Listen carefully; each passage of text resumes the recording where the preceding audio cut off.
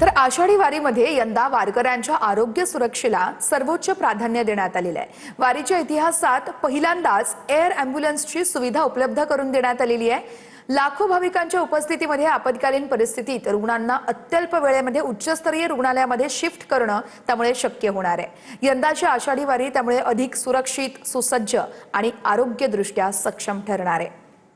यात्रेच्या सोहळ्यासाठी 20 ते 25 लाख भाविक येतील असा प्रशासनाने अंदाज व्यक्त केलेला आहे। खरं तर येणाऱ्या भाविकांना आरोग्याच्या चांगल्या सोयीसुविधा मिळाव्यात यासाठी प्रशासन देखील सज्ज झालेलं आहे। आपण आता बघू शकतो की आरोग्य विभागाच्या माध्यमातून यावर्षी वारीच्या इतिहासामध्ये पहिल्यांदाच एअर ॲम्ब्युलन्सची व्यवस्था केलेली आहे। आपण आता ह्या एअर ॲम्ब्युलन्समध्ये खरं तर बसून याचा आढावा घेतोय। आपण बघू शकतो की एअर ॲम्ब्युलन्समध्ये पेशंटला खरं तर झोपण्यासाठी देखील इथे स्ट्रेचरची व्यवस्था केलेली आहे। त्याचबरोबर जे सहकारी 2 डॉक्टर आहेत त्या डॉक्टरांना देखील अशा पद्धतीने शेजारी बसता येणार आहेत आणि जे पेशंटचे नातेवाईक आहेत त्या नातेवाईकांची देखील अशी व्यवस्था केलेली आहे। आणि विशेष म्हणजे या सेवेसाठी कुठलाही शुल्क आकारला जाणार नाही आहे। आपण जर बघितलं तर या एअर ॲम्ब्युलन्समध्ये अत्याधुनिक सगळा पूर्णपणे आयसीयूचा सेट उभा केलेला आहे। एअर ॲम्ब्युलन्समधून कॅमेरामॅन विनोद सर, रवी लवेकर, TV9 मराठी।